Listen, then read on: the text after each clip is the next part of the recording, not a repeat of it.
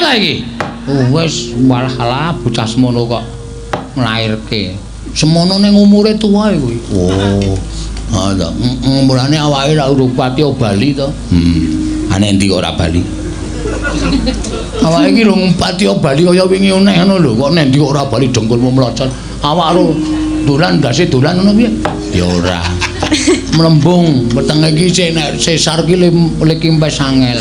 Oh, ora risas aja sesar. Normal. Berusaha normal. Ora apa-apa ora usah. Anggere pesen karo tukange. Pesen karo tukange muni piye? Dingangai lho Bu, ngono. Ya. Engko ndak bojomu muring-muring.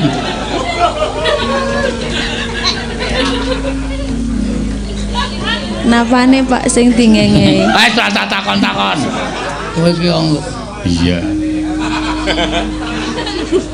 Ben kanca-kanca men ra ngantuk.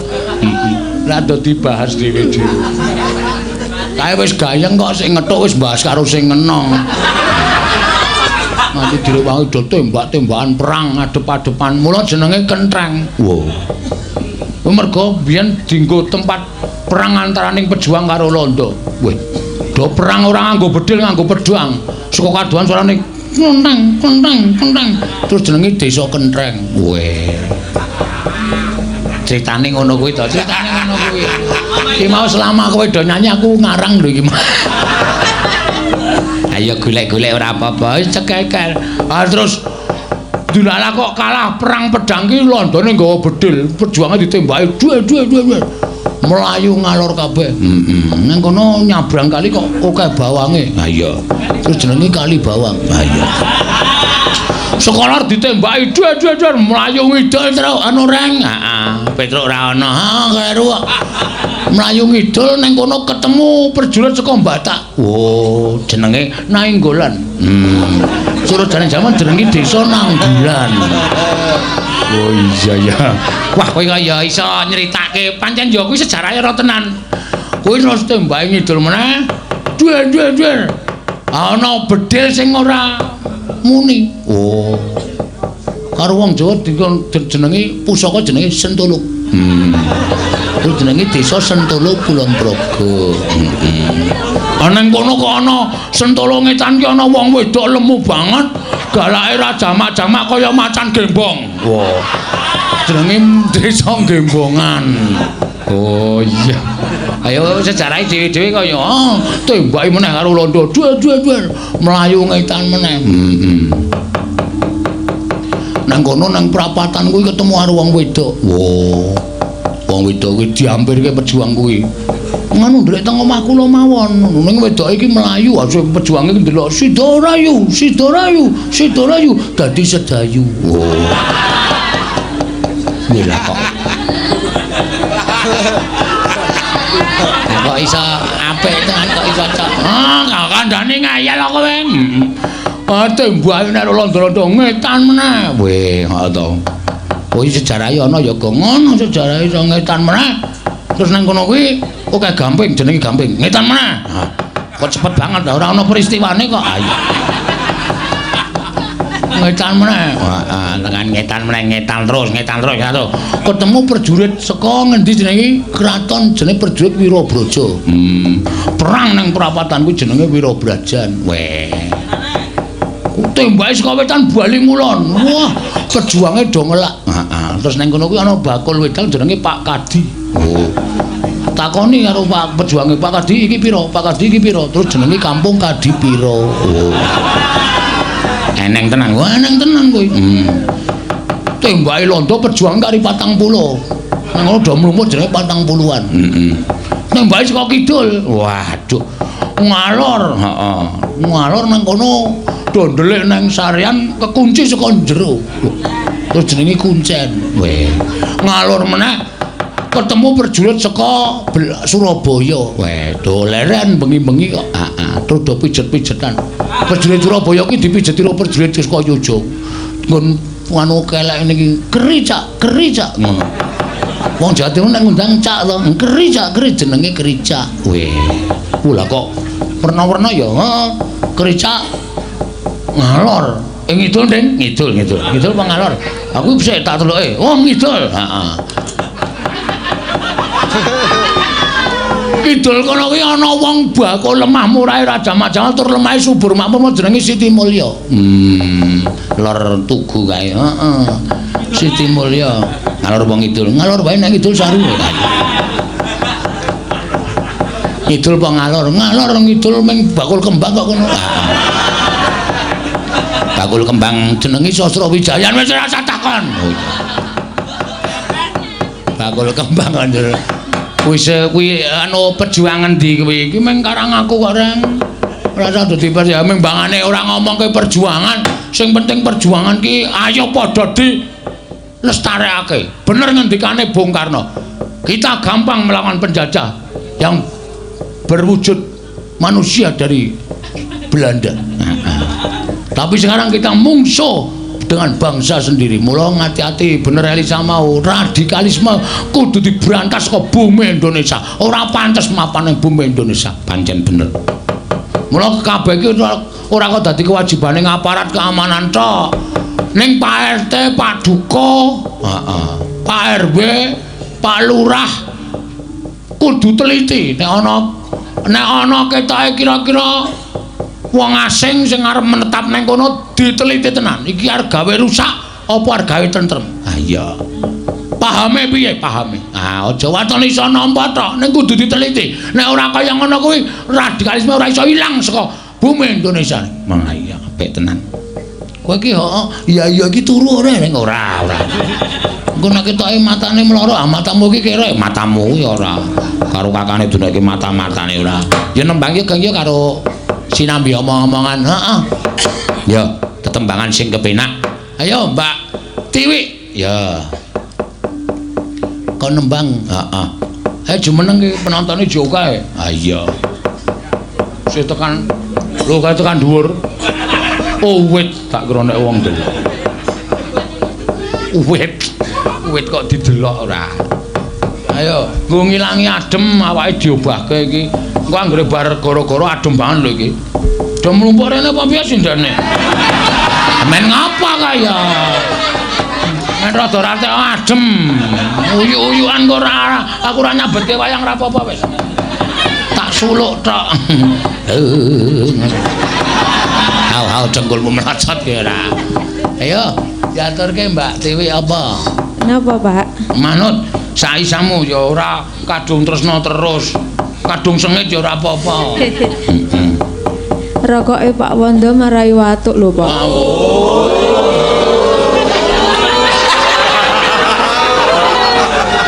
Wong kancane dodoyan filter kok kowe iki klobot dhewe.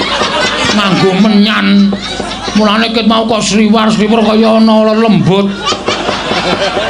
Bol kowe to sik ngundang. Rumah saya kok suwe-suwe sinden kabeh do jatuh cinta karo Wanda lho. Mbok iki bocah iki kaya anu jenenge sinau pengasihan endi iki. Maune tatin wis tergila-gila. Bola-bali Mas Wanda. Saiki genti Tiwi. Lah kebulit ning nggen kula kok. Lah iya, engko tak ilangi rasaku waduh. Ayo, apa jenenge lagu apa? Ayo jeneng aku. Wah, ngene kok ndok. Nek iki yo gawe-gawe. Wong ndur watuk digawe kok. Yo, heeh ngono kok. Yo, ngatur ke apa? Ki sinden paling menengan dhewe di antara sinden-sindenku jan ra tau omong, ra tau ngopo-ngopo meneng wae ngerti-ngerti semaput. Ayo gawe wis. Rengu nggih. Rengu. Ya, bawani.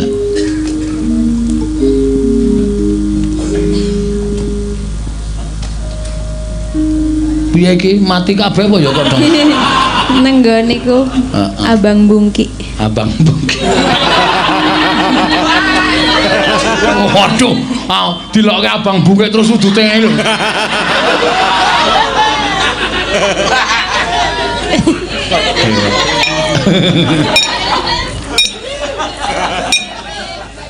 Iya.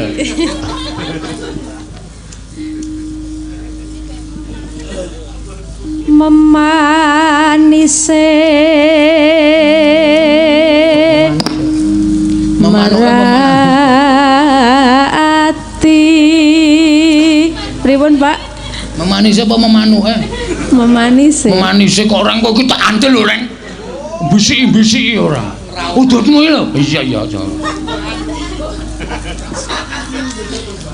Pacane. Ya. Pacane mung saja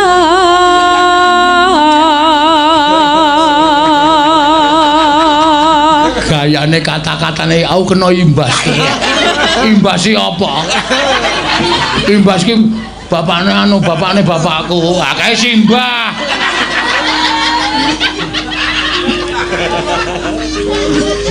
Enak. Gandes luas wira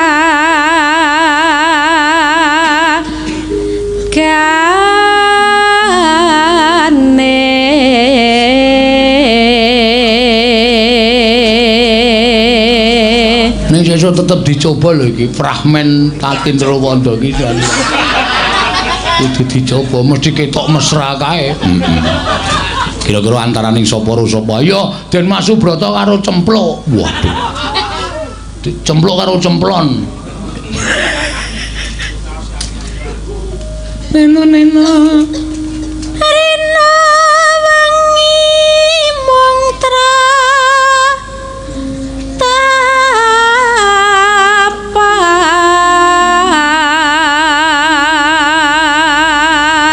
Ya wis bareng lairke, Reng. Waduh. Wis lairke ta iki? Wis malah bocah semono kok nglairke. Semono ning umure tuwa kuwi. Oh. Ha ta. Mulane awake ra urung pati bali to. Ane endi kok ora bali? Awake iki rung pati bali kaya wingi eneh ngono lho. Kok nek endi kok ora bali dengkulmu mlocot. Awak karo dolan ndase dolan ngono piye? Ya ora. Mlembung wetenge iki sesar ki le kimpes angel. Oh, ngono risasu aja sesar. Normal. Berusaha normal. Ora apa-apa ora usah. Anggere pesen karo tukange. Pesen karo tukange muni piye? Dingangai lho, Bu, ngono. Ya. Ngono ndak bojomu muring-muring.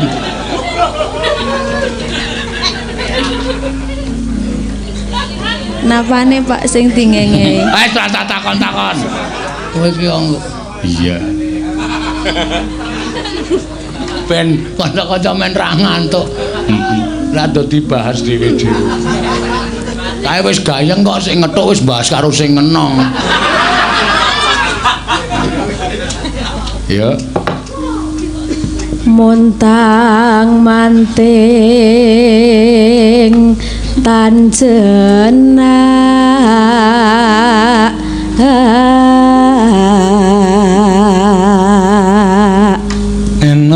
neno kang masira wong awas nadane bagus.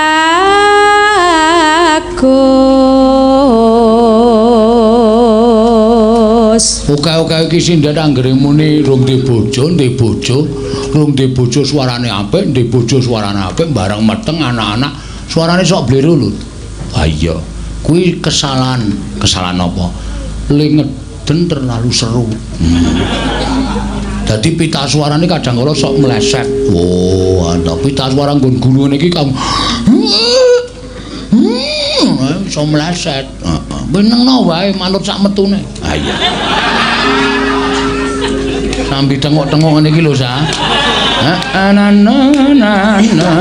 Na ora taya kowe. Ben suarane ajeg. Ya. Gampang temen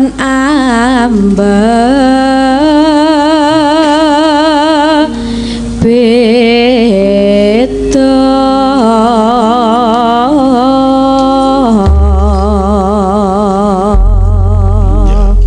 kaya ngono kuwi abot-abote wong wedok iki ngono lho. Mula wong wedok ya aja sok disia-sia. Wah, padhiake ora. Direwangi perang apa jenenge? Sabil. Lho, perang Sabil iki nglairke anak kuwi. Kurang-kurang bejani gondol nyawane sing wedok. Ibune nek ora ning ya kuwi nek nglairke ngono nganti ora iki biasane ngendikane sok dicadang swarga. Ha iya. Mula aja sok sia-sia.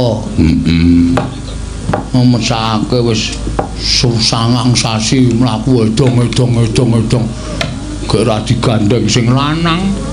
Sing lanang le mlaku dhisik nek muni Pak ndane Pak. Wis mlaku dhewe isin aku. Apa wong lanang kurang ajar ngono. Kowe biyen piye? Oh, tak gandeng bojoku. Iso ora kuat ora tak bopong yo. Ah ya apik ngono kuwi bareng tak bopong ambruk kabeh. Oh ngabot to soalé. Ha iya. Yo. Sajake katon rangu wonten apa niku pilih sampun dangu. Wah, enak iki. Sajake katon rangu wonten apa niku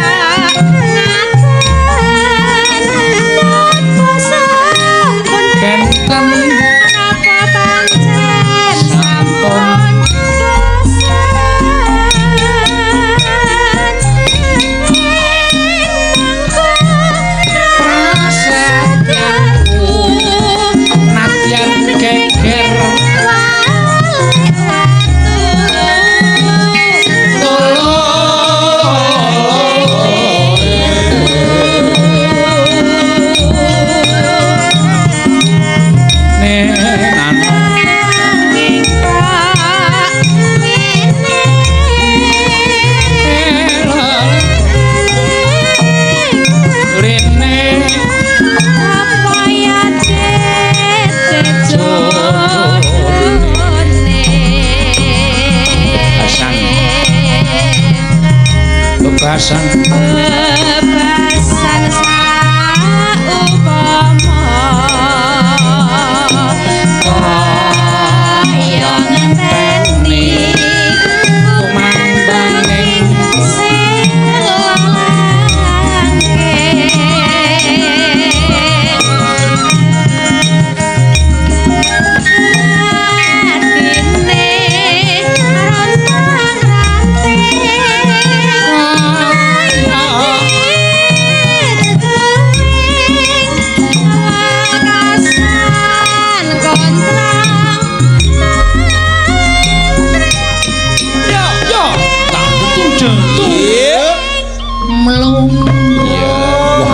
nyamlang ya le nyamlang no kono kang wis kalenggan angumbar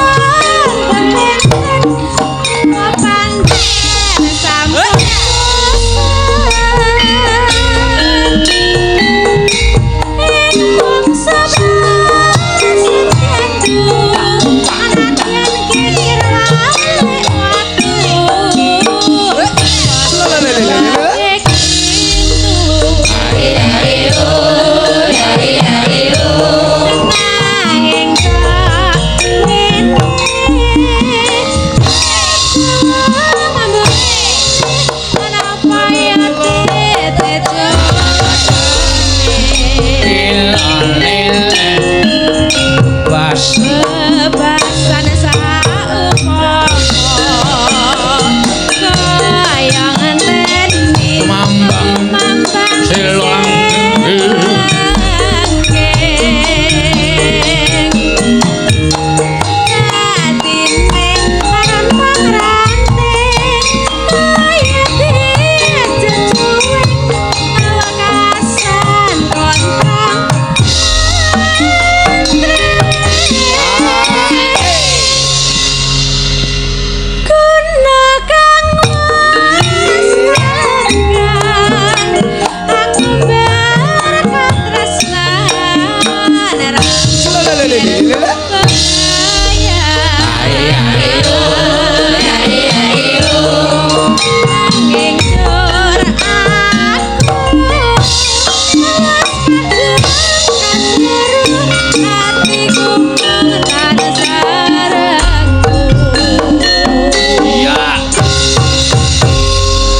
jogete rasa seru-seru dhisik. Iya.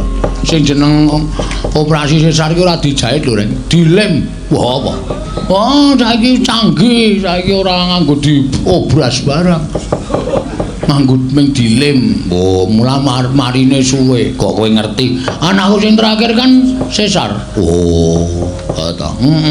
Sing wedok kae dilem nganggo lem kertas. Nek ora kraket, mula krakete suwe. Oh iya. Mula ngati nggo obah seru ya ora kena, nggo bengok seru ya ora kena, kudu ngati-ati temenanan. Iya.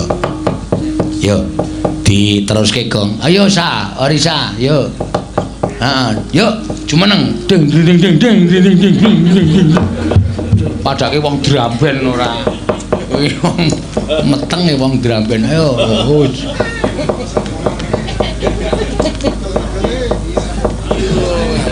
alon-alon ndak apa-apa.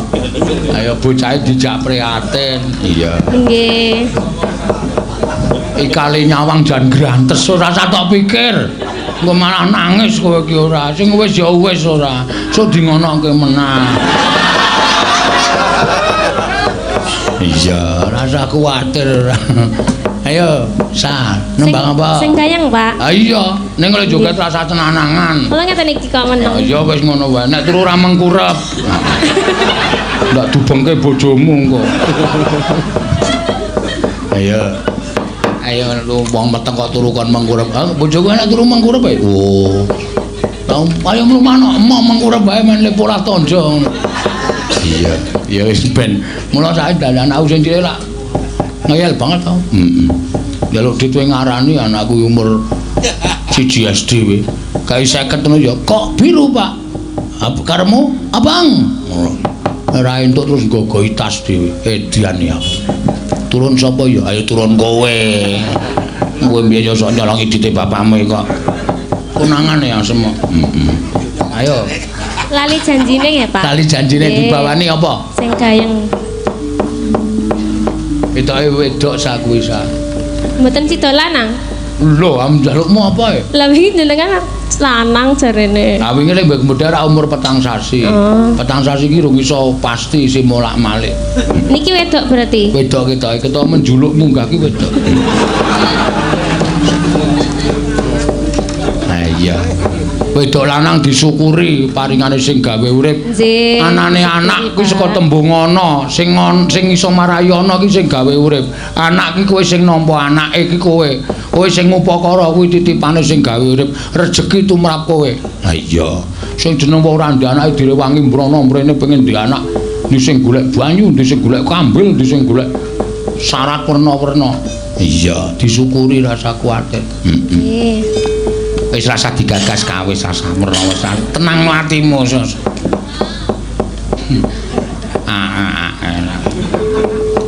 Neng nggon aku. Tak nei aji japa mantra menisa. Yo. Dina Minggu. Lho, suarane malah landung to. Ayo suarane dibantu anake saka njero kok.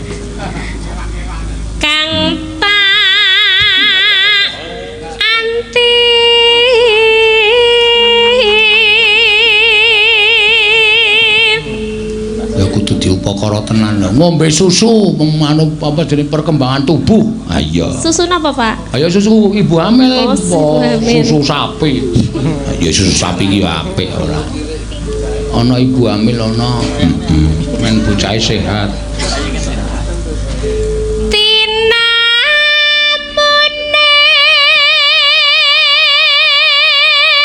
Wis umur 8 sasi bojone kon sregep. Iya. Nggih.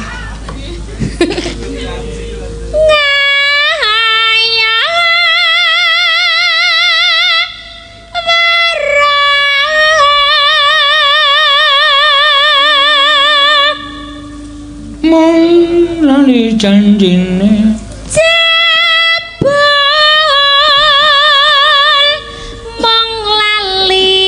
janjine anane pijar semoyo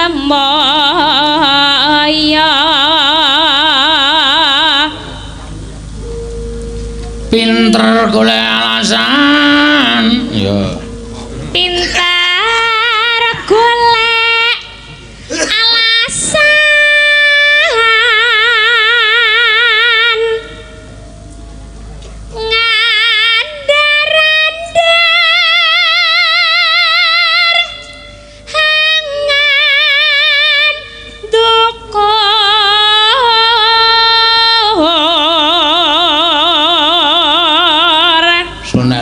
mesti bagus nek wedok mesti ayu kaya mbokne. Amin. Aja tiru marang tuamu lho ya. Lah pripun to? Kecreweten kae.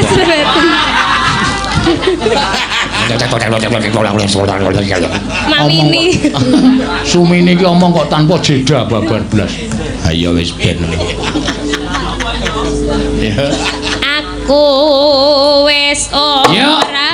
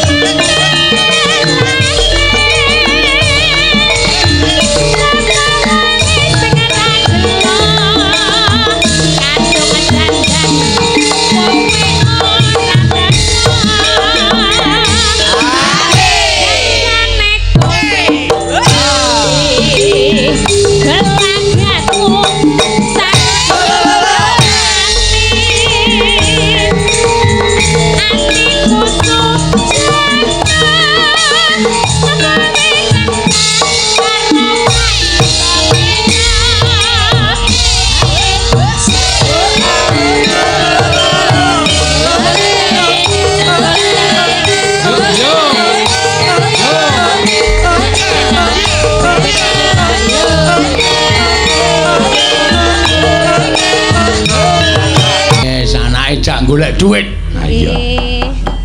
Jak prihatin sewenga-sewengi ngono kuwi. Ha iya ning iki ora takon terus-terusan kok ori saiki anggere bengi iki mangkat sesuk bengi takon prei. Sesuk bengi takon prei, bengi bajute takon mangkat. Ngono kuwi dadi ora diterforsir. Men istirahat nang omah. Ha iya. Sesuk nek ngancik 7 sasi cuti. Oh iya. Cuti menunggu kelahiran ya karo kanca-kanca ben iso nglumpukke dhuwit dienggo nyumbang. Ha iya. Lah iya, ya piye Karang? Kira-kira Karang strategine ngono kuwi. Heeh. Iki kok ketoke bulan iki ra iso ngangsur to Mas. Yo do meteng yo. Ben engko disumbang kanca-kanca. Lah ngenteni 9 sasi meh. Aneh-aneh ora. Iki sing ngurung jumeneng. Mbak Ayu Purwalestari. Ya, kanggo Mbak Neti karo Mbak Prastiwi. Iki entuk kelingan saka Nggoge. Heeh. Magelang sesuk awan sindan kudu ngadeg. Wah, iya ora apa-apa. Pilih meling dek kapan? Karang aku kok meh. Ngawur ora. Sinden mayang awan kok kon ngadeg ora. Heeh. Ayo yo, jumeneng. Mbak Ayu Purwalestari. Mau bengi mesti nyegat aku ning gang e. Mesti dikon. Aku jujur kowe mesti dikon bojomu to kowe. Ha ta? Mboten. Wis ora iso sing ngulik iki bojomu nek kowe ora pati yo. Mesti kowe nang kene wae engko mobile Pak Dalang dicegat. Pundi Pak transferane gangsal atus. Nek ora dingonone kowe iki ya sok lali. Bener. Iya. Tetapi kan udah janji. Iya, emang udah. Janji harus ditepati dong. Iya, saya nggak pernah cidra. Cidra. Wes sak mestine. Wah, wis lagune Didi Kempot kuwi. Kok cidra kok wis sak mestine ora. Yo. Iya. Monggo, lagu apa Mbak Ayu? Iya. Napa nggih? Anu. Selendang Sutra Kuning. Wah, iki apik. Selendang Sutra Kuning. Yo, kelingan mboten. Aku kelingan kanca-kanca iki mesti kelingan, kanca-kanca iki ninggal di ning angkringan iki kelingan. Apa meneh Selendang Sutra Kuning. Wis kletan seminggu aku dek Senin kae ninggal 1000 lho. Ah. Ayo Mas Bimo buka catetane. Sing rentem buka catetane.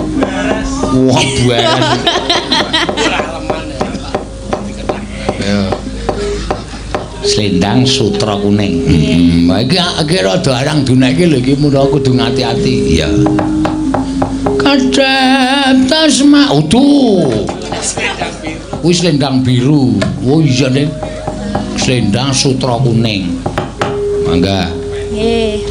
Kok sinam grandel pun ngaten nggih. Urung metu. Heeh. Iki sing nglempit. Heeh. Hah? Napa nih? Bukune kuwi lho, bukune rong dibuka. Sinong brandele. Wondo seneng banget. Jabut untumu Kang. Oh, sing duwe. Yo. Mamanismu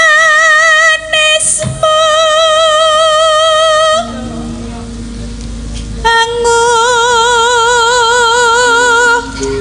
siwat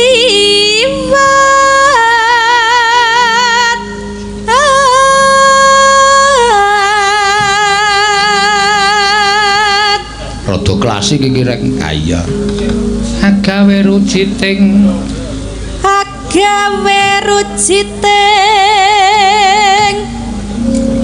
gale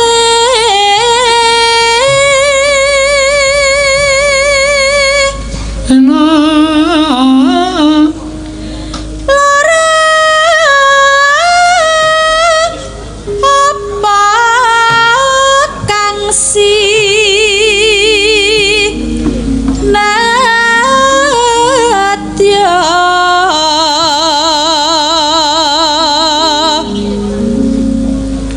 umpama munduta Rokmi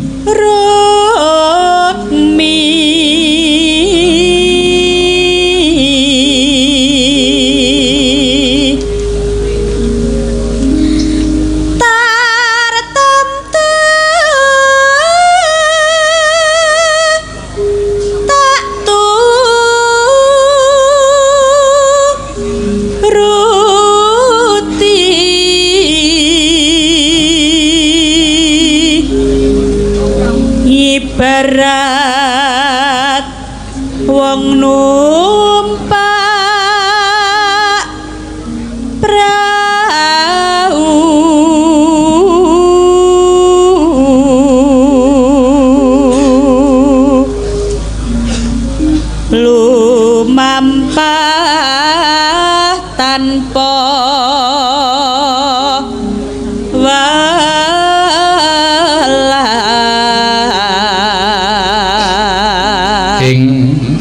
madyaning ing madyaning jala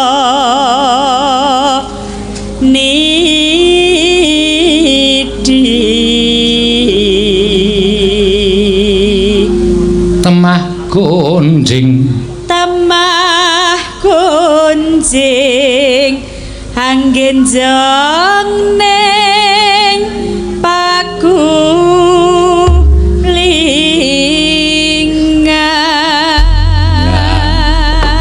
selendang sutra kuning monggo dados ya selendang sutra kuning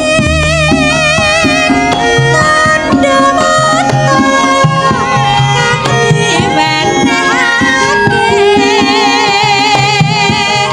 nanti kapan pisahan kowe janji ora ngalekake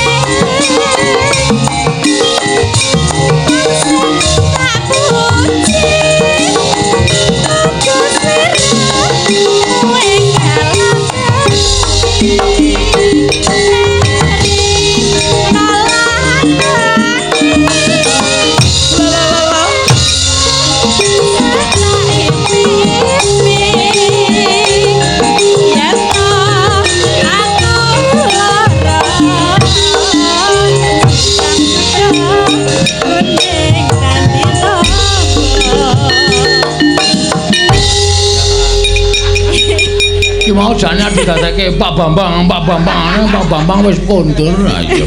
Nggih, sampun. Ya, matur sembah nuwun, Mbak. Ayo, ya.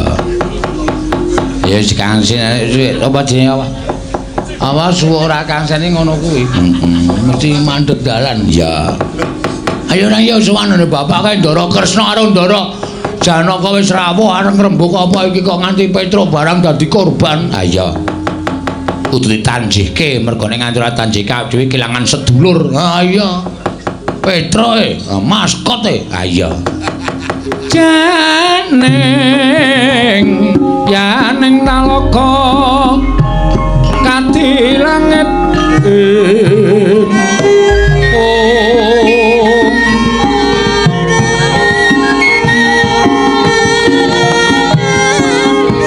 nambang tantepas wulan pamaneka lintang toya kusumayana sumawur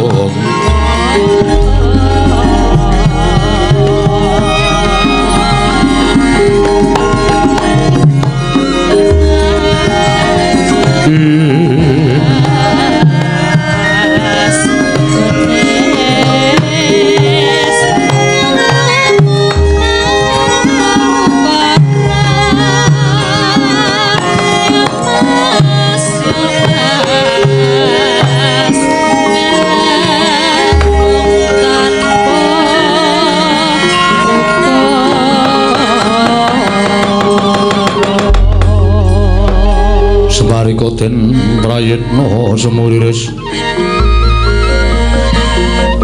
semuriris eko balik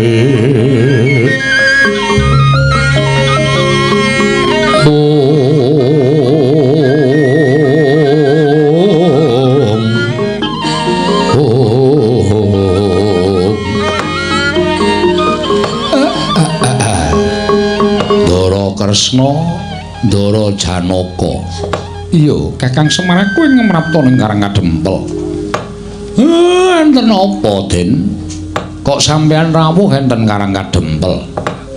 Kakang Semar, mestine Kakang Semar wis antuk ature anakmu si Bagong nggone mbok duta menyang negara ing Amarta, ya kuwi bakal mboyongi marang para Pandhawa. Ah, nggih. Pancen anak kula Bagong wis crita akeh-akeh. Babakan anggenipun Petruk pasulayan kali Ndara Baladewa nglabuhi sampeyan. Wekasan Petruk kendhang kapracondhang kontal kaprapal. Duka tasih urip napa sampun pejah kula piyambak mboten mangertos. Kakang Semar, mestine Kakang Semar ora bakal kekilapan yen to satemene ingkang mboyong pustaka Jamus Klimasada kuwi dudu nata Ndarawati. Mangke riyen ning blegere sinuwun Kresna. Mula sampeyan ora usah dadak selak, sampeyan ora usah dadak kanthi pawadan Ndara Janaka. Semar niku napa sing dumadi katon wonten ing netra nggih niku sing kula percaya. Monggo Bagong ngendikake utawa atur kali kula. Nek sing nggawa pustaka Jamus Klimasada sampeyan. Mula sampeyan ajeng selak kaya ngapa niki dadi pedamelan sampeyan balekake pustaka Jamus Klimasada kalih goleki teng pundi dununge anak kula Petruk. Nek Petruk tesih urip, syukur mangayu bagya. Nek Petruk pun pejah, kula njaluk kuandhane mang bekta teng Karang Kadempel. Ajeng kula rukti sak tataning panembahing Petruk Ndara Kresna. Miat langeneng kalanggiwan klar andan moncar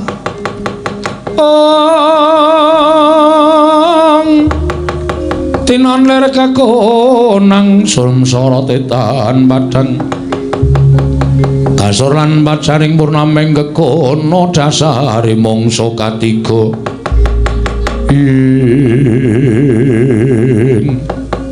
jagat waisane ubata ora wayah jagat. Ya, Kakang Semar. Tak selak ana tanpa guna, jer kuwi kewajibaning nata Ndarawati. Yen pancen iki kabeh mbok pasrahke marang Kresna, aku ingkang bakal ngupaya menyang didununge pustaka Jamus Jimat Klimasada. Sartane arep ngangin-angin kabar menyang didununge Petruk. Apa wis tekaning pati apa isih urip? Mengko aku bakal paring kabar kelawan Kakang Nayataka. Matur nuwun, Den, matur nuwun. Dene sampeyan tanggung jawab perkara lelakon niki. Sampeyan ampun kuwatir kula kanteni anak kula nala galing kalih Bagong. Manginggal budal saking Karang Kadempel ngupaya pustaka Jamus Klimasada. Arjuna kula wonten paring adhawu. Ora usah dadak mesgul ati mayuk. Digoleki kanthi lega-legawaning ati. Muga-muga Jawata paring pituduh menyang diduning pustaka Jamus Miang Jimat Klimasada. Monggo Kakang Prabu kula dherekaken Kakang Semar aku nyuwun pamit. Nggih, mugi-mugi lebda ing karya nggih Ndara semban kula. Kresna sinayang manglung mintonaken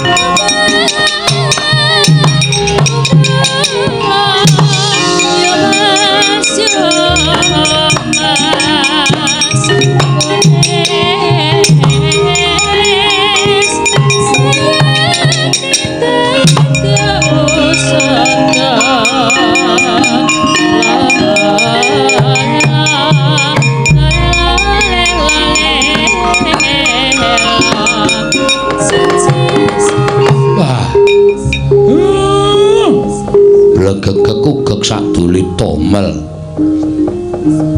Kok kaya ora sak mempere nek aku terus utusan nata Ndarawati karo Ndara Janaka ngupaya pustaka Jamus Klimasada. Ndak dikira wong tuwa omong enak-enak lungguhan sira tumpang kendhangan dengkul. Den, ampun kuwatir kula ngawat-awati tindak sampeyan saking katebian Ndara Kresna, Ndara Janaka.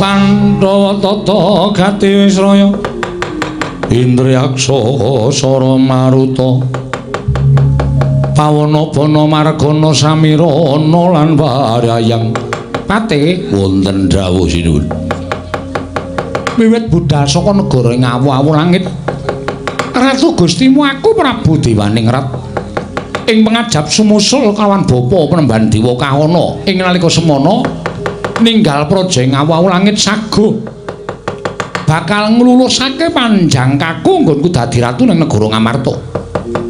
Nanging nganti tekan dina iki lha kok dadi ora ana kabar kawusanane. Tumuli sira tak kandhi nyabrang segara prapteng tanah Jawa.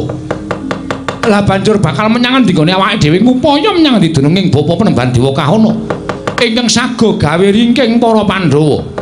Sinuwun saenipun sampun ngantos kesesa. Ingkang Rama Begawan Dewa Kahana menika pandhita ingkang limpat, pandhita ingkang wasis waskitheng esti. Mbok menawi nguningani bilih kula lan paduka Gusti kula ingkang sinuwun mapan wonten gisih ing samudra menika sinuwun.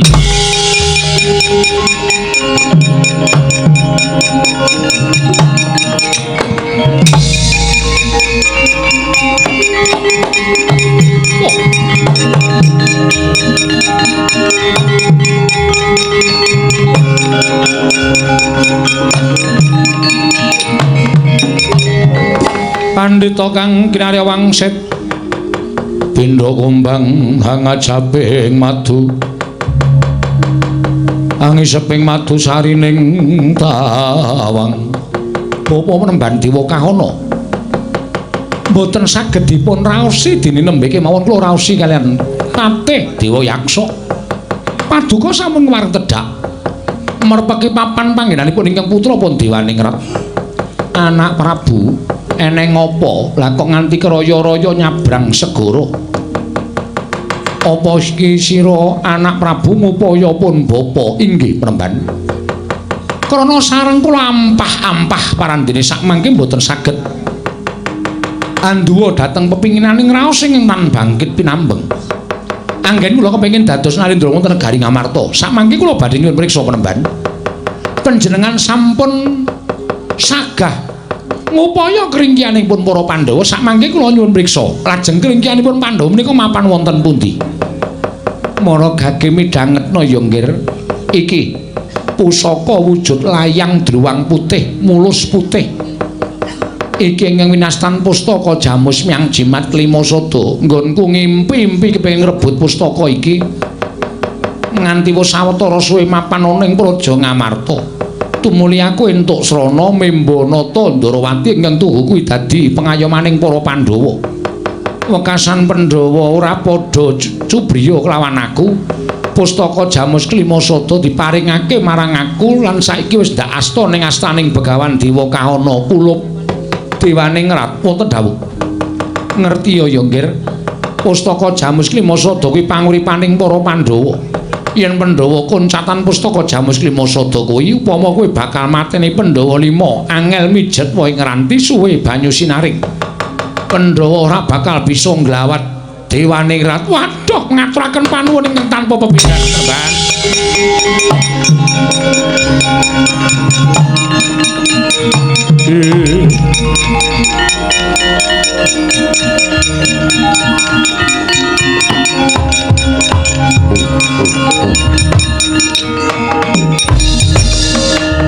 Miatranganing kalangkiwan aglar pandan Moncartina nirga konang Suram sorotetan padang kasoran pacaring Purnameng gegono dasare mongso katiga Katon sumringah pasuryaning anak Prabu Krana sampun gumana musik wonten paningalipun ingkang putra pun Dewaning Rat anggen kula badhe kelampahan lenggah dampar keprabu negari Ngamarta sirmu piye nggih mboten wonten ingkang kula ajab kejawi amung saged mbondo Pandhawa gangsal lah banjur keparemu dinten menika badhe kula ampyak negari Ngamarta sira ora nggawa wadyabala sak wutuhe najan kula mboten wadyabala sak wetahipun nanging bapa penemban sampun saged mbeta pusakanipun para Pandhawa Pandhawa tentu sirna saking tanganipun ingkang putra pun Dewaning Rat penemban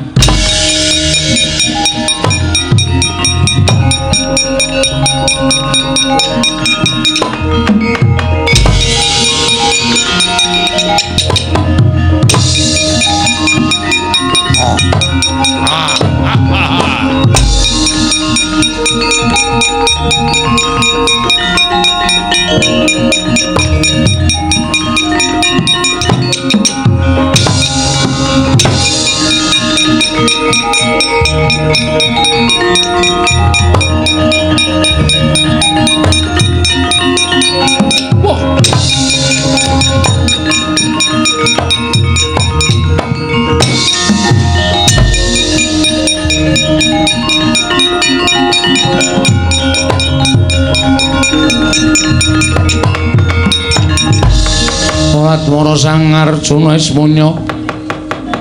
Esmunya kang kamanungsan kasrepan tingkahing mungsuh. Lho, sapa iki? Ana satriya baguse uleng-ulengan kaya ngene. Mongko saka panasaku aku ning negaraku ki wis bagus-bagusing para ratu, para narendra. Lah kok tekan kene malah ana satriya baguse ora jamak sapa? Raden Janaka. Kowe sapa Narendra Muda? Narendra ing awu langit Prabu Dewaning Rat. Prabu Dewaning Rat ya. Nlonjong botol kang dadi tindakmu ana ing laladan negara Ngamarta. Sediamu apa? Mung kepengin ketemu karo para Pandhawa. Raden, Pandhawa wis ora bakal suwe lono urip ning alam padang.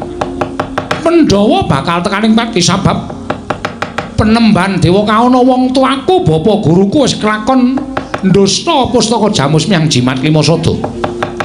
Mula Pandhawa bakal tak tingkesi mbaka siji. Tak pateni aku lenggah dampar ke Prabu Negara ing Ngamarta, Raden.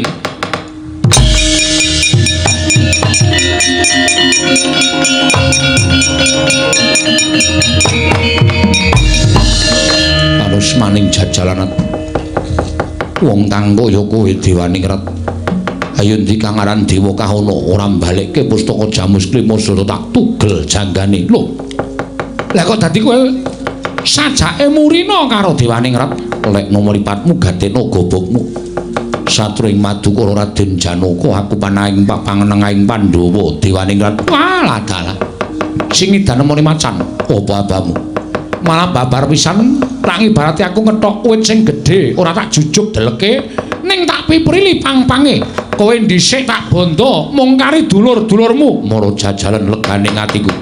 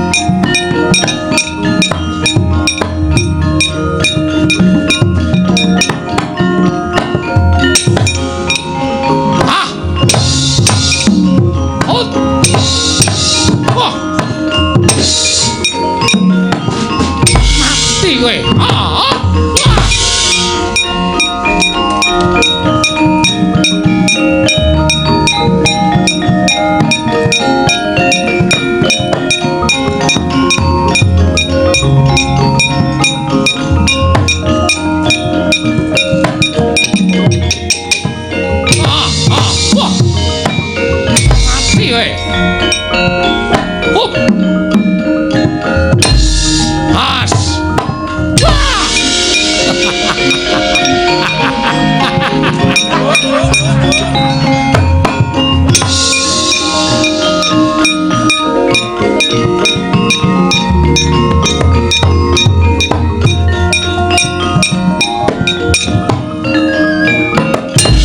Wah, mati aku. Hot.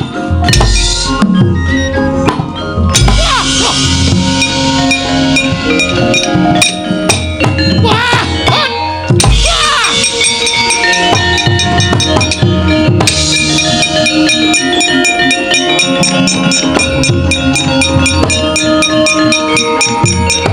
Wah. Leduk mangampak-ampak lebur kasaputing angin. Lah kok dadi anakku dewaning ret bondo yuda karo sapa penemban? Kula sampun pinanggih panengahing Pandhawa Raden Janaka. Menapa ing paduka ndikaken sedaya kala wau boten wonten nyatanipun. Lho, lah kok dadi ngono? Nyatanipun Janaka koncatan pustaka Jamus Klimasada tasih gedhegdaya sekti kalintang jayaning perang. Nembe sekedhap kemawon kula sampun dipun ajar dening pun Janaka minggira kamanane pusakane Parat.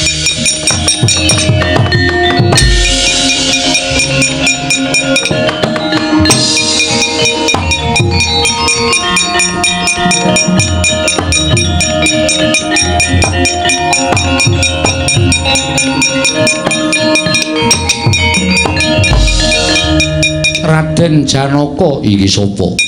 Begawan Dewa Kaana kowe sing ngidra pustaka Jamus Klimasada dasar kepara nyata. Ora mbok baleke tak cangking siramu damu dadi kandha kowe. Ayo amuk.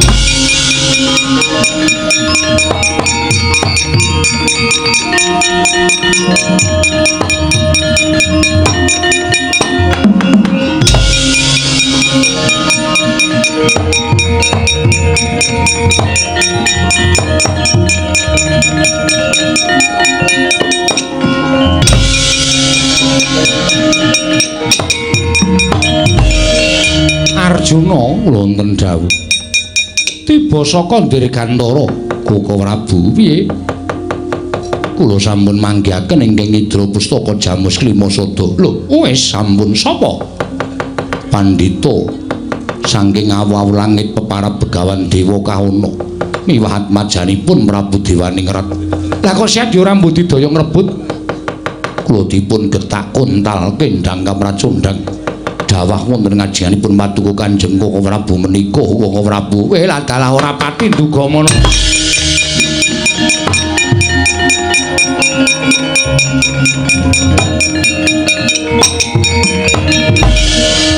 Janaka wonten dawuh.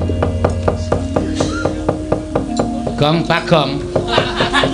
Sampak menyuruki saka loro, Gong. Rumangsane aku ki ora tengen apa piye? Dodok dlang, ngono, dodok dlang, no.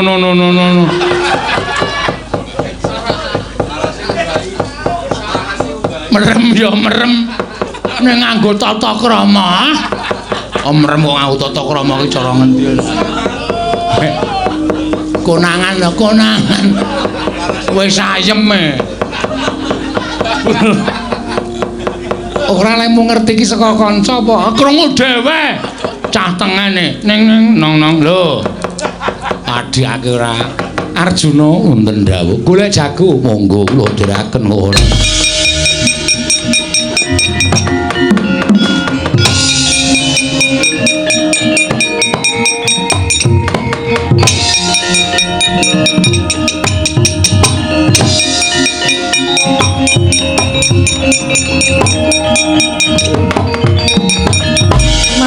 Asma bang wangaruna kadinetrane nganggo rapuh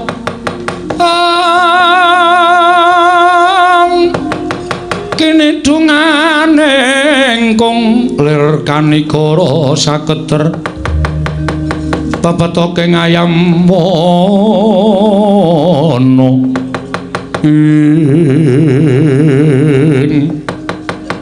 kocap kacarita nalika semanten mangsuli kandha ing ajeng carita ingkang sekawit nenggih kula Petruk ingkang kenging Kyai Nenggala Kendhang kapracundhang kontal kaprapal kacarita ing sakmangke dawuhing kula Petruk wonten satengahing wana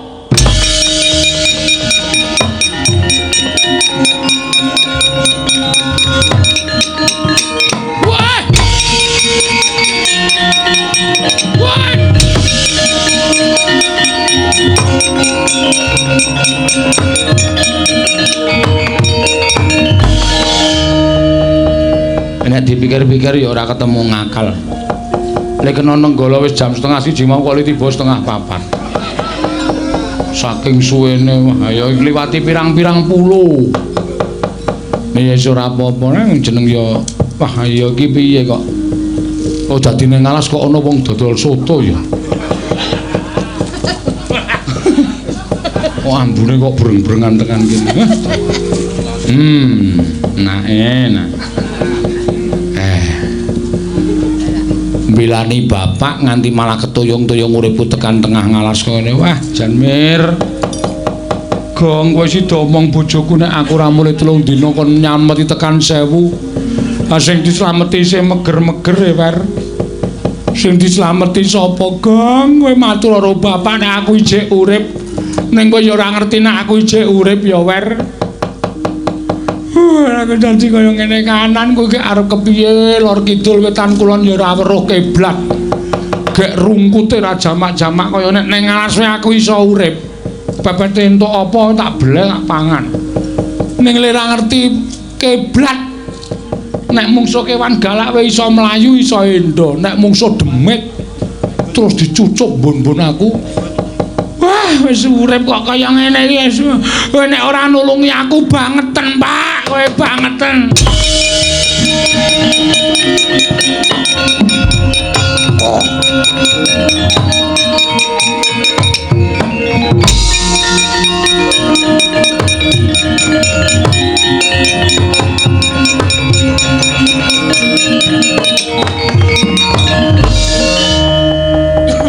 Andel ora.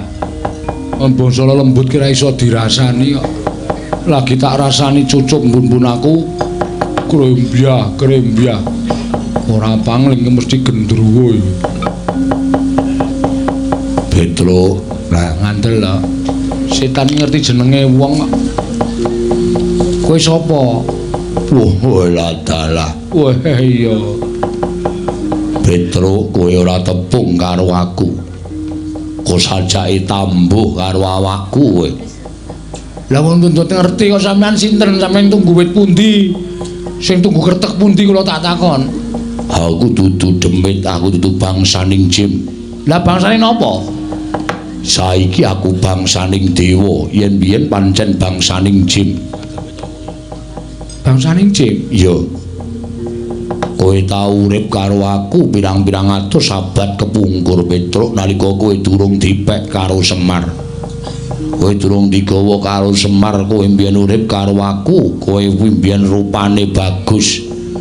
Ning merga kowe ngecu begal ngampak maling sing mbok begal Semar, kowe dituduti awakmu nganti wujud kaya ngono. Petruk, aku Jim Solontara Gandarwa Maya ya Gandarwa Raja Bali. Wah, bapak to sampean? Iya.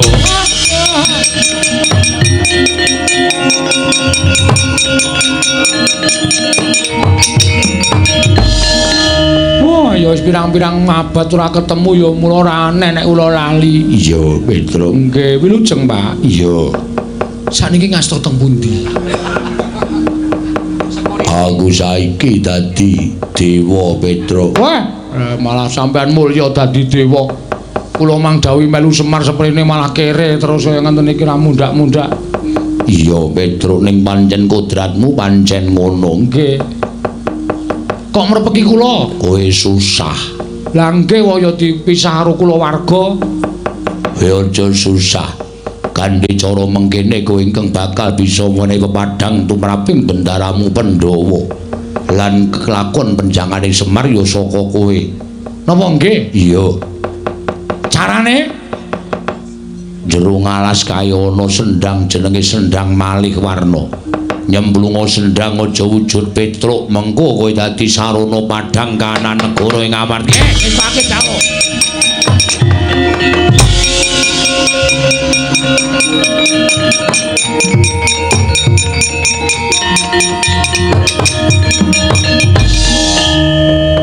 kok malah malik wong tuwa wis tuwa wae ana malah do kepencut malah pokokan masalah ya wis tuwa wae ngono nggih nganggo jeneng sapa Demang Wangun nggih Pak Wangun Demang Cakrawangsa Demang Cakrawangsa nggih aja lunga-lunga nang kene wae Delongkas pepundhenmu do tekan kene njaluk tulung karo kowe tulungono kuwi dadi pancatan ngono bali karo bapakmu Semar lan iso gawe padhang pepundhenmu Pandhawa Petro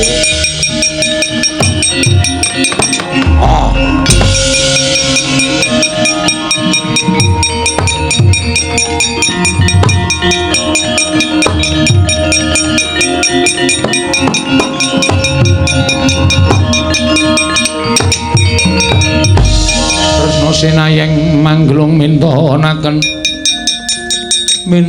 Tiwing Ramanira kang kumitirane ngasta ing Koko Rabu piye Kok Kendel Arjuna kula wonten dawuh iki lho ana wujuding pawongan wis keladuk yuswa mongko tak sawang kok sumunar cahyane kekuwunge nganti belah ana ing antariksa iki ora wong baen-baen napa niku wong-wong alasan kok mboten sadigaken niku wong-wong alasan kusik nala garing tak takonane nggih kowe sapa menawi panjenengan dangu kalian kula nami kula Demang Cakrawangsa Demang Cakrawangsa nggih panjenengan sinten Prabu Kresna lho wis ngerti karo aku sampun pangestunipun kula menika kok sampeyan nadyan skor bal-balan ki mawon kula saged mbedhek rada apik iki Gong nek wilayah ndelok bal-balan skore mbedhek iki wae Gong heeh wonten wigatos menapa panjenengan merepeki dhateng kula Cakrawangsa wonten timbalan aku kuwi bingung sababipun merga aku kuwi duwe mungsuh ampuhe kegila-gila jenenge Dewa Kaana sing nyolong pustaka Jamus Miyang Jimat Lima Sada nek aku njaluk tulung karo kowe saguh ora lah nek panjenengan ngersakaken kula tulungi kula ya saguh tenan sagah nek kowe saguh pustaka Jamus Lima Sada rebutan yen perlu Dewa Kaana patenana sampun pikantuk idi palilah paduka Gusti kula wis tak keparengake nyuwun pamit kula aturi mriksani tandang kula sinuwun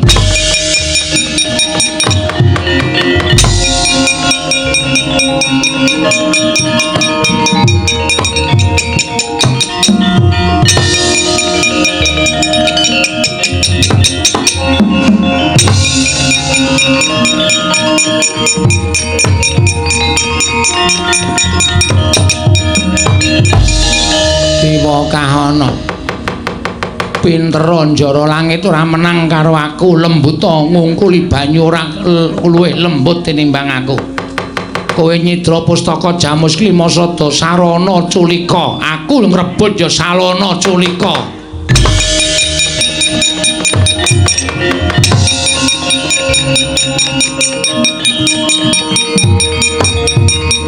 loh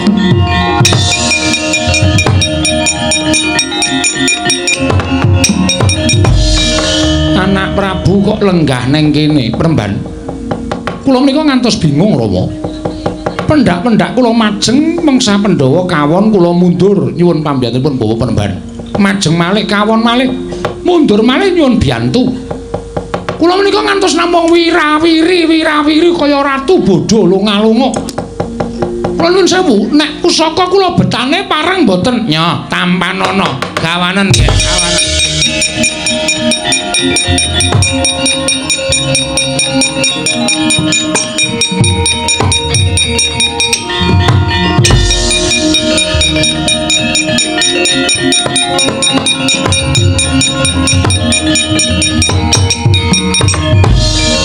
Aya kowe muni pendhita pinter kalah pinter karo aku iki srayaning Pandhawa pusaka rebutan ayo pusaka rebutan legane ati Weh, ugo ngarepe dhewe.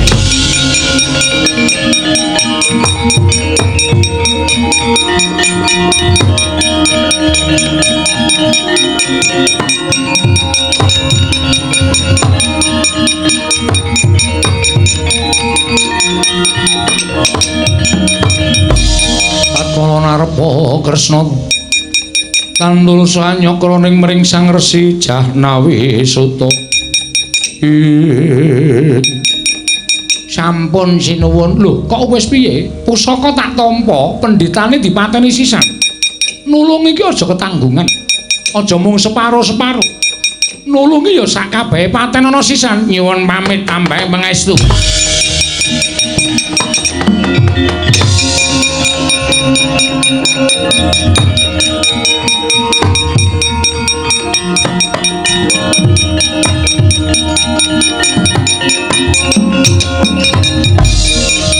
Kowe wong elek, wis elek rupamu, elek pakartimu, isih lekoh gedhoamu.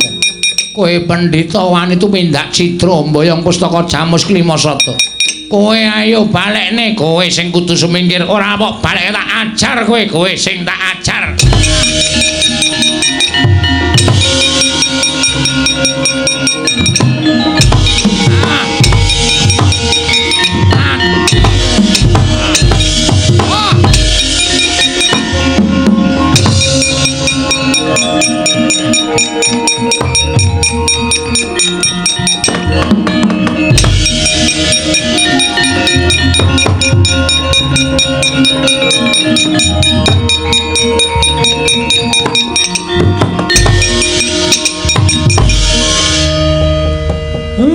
Sapa iki gawe kaget? Mak tlepek kaya telek. Iki sapa? Ana wong kok suarane atose ra jamak-jamak. Gek bentuke kaya bajai bajuri. Dengkulmu mlocot ora? Syukur Tole kowe isih urip. Tole sapa? Kowe aja ngaku aku ora rumangsa tepung karo kowe. Nek wong liya ora ngerti nek bapakmu ngerti syukur Petro kowe isih urip cah bagus.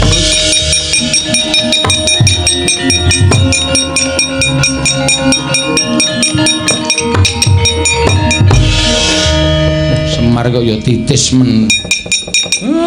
Ora titis piye? Piye Petro pustaka Jamus Klimasata? Pun aturke sinuwun Ndrawati pun kundur, Pak. Syukur. Ning sinuwun Ndrawati tenan to, estu nek niku. Lah terus ming sing nyolong pusaka ngamuk, Pak. Namine Dewa Kahana karo Dewaningrat. Sapa? Dewa Kahana. Wah, aku mungsuhe banget.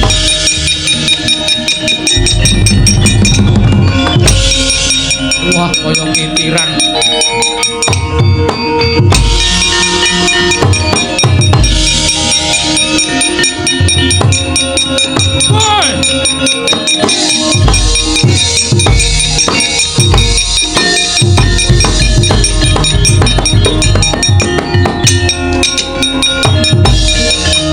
Modar kowe ra iso ngendangi aku. Gedabek sama. Iki sapa? Sapa piye? Kowe arep lali araku kok. Sapa kowe? Dewa Kahana dengkulmu mlocot.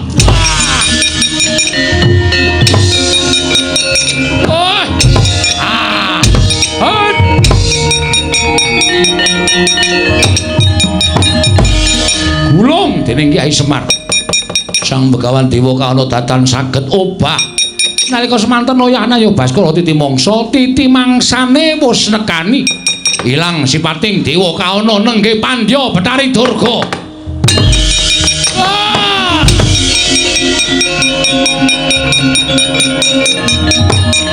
Mati aku. Tobat Semar. Kapok Kakang.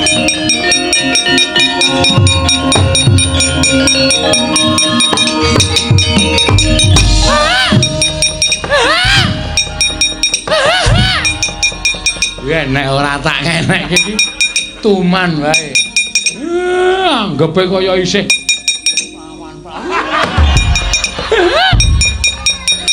ayo. Apa ora? Tobat Kakang Semar atu digulung sampeyan ae dhewe lho.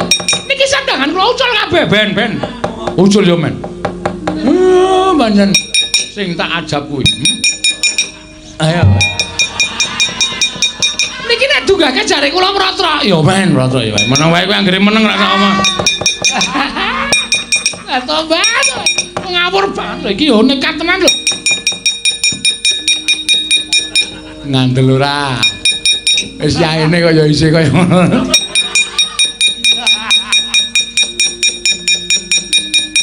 Mati aku, Bapak. Pak. Bapak. Ngopo? Ora. Curiga karo aku ora. Kowe iki sok ngawur.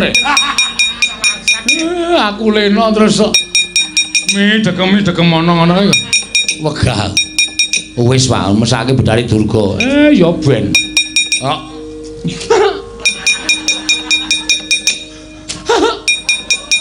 Tugel gawite, Pak. Men gawitku dhewe arep apa? Tobat. Kakang Semar kula sampun tobat, Kakang. Kapamu kabare? Tobat. Ayo bali. Inggih. Wadya balamu jak bali. Inggih, ngestaken dawuh.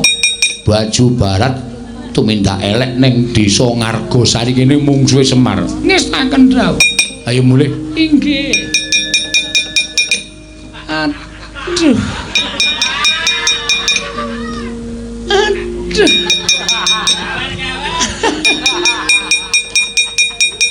Kowe nekat, Pak, kowe. Tak do beli lengen. Hus.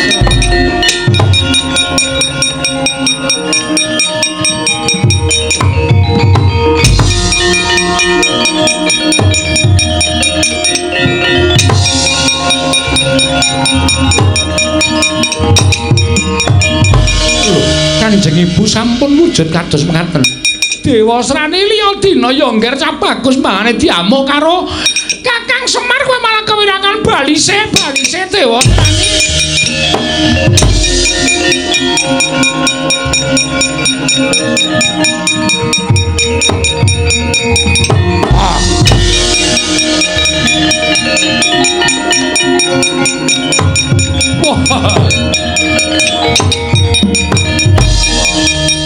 Sopo Jaramaya, ha? Wah, arep ngopo njaluk daging stampel getih setetes yo tampanono. Wah!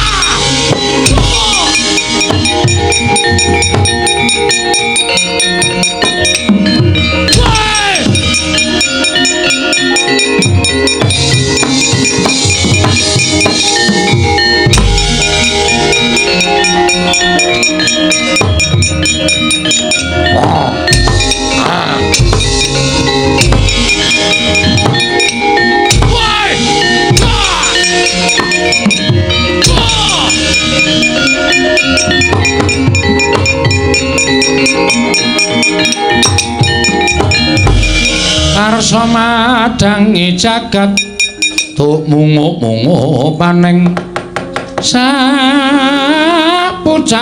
wukir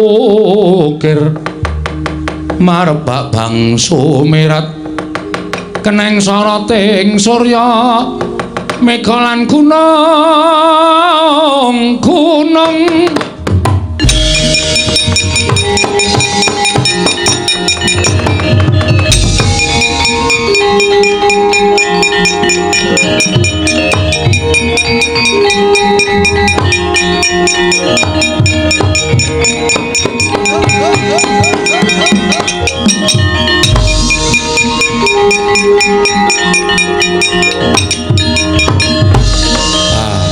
wiwit purwa madya usana pun paripurna sedaya manggih wilujeng boten manggihan setunggal menapa monggo sami ngucap syukur resanipun Gusti Muga-mugi menapa ing dipun jangka dening pepundhen mriki saged kasembatan. Kula sak rombongan tak nglajengaken lampah nggenipun nguri-uri kabudaya. Mugi-mugi pinaring ngono waras lancar niring sambikala. Ya Semar. Purnaning gati sura sudra jan kang retsa brasta kaping 8 Darmastuti. Rahayung samya makarya, rahayung samya pinanggih, Ndara.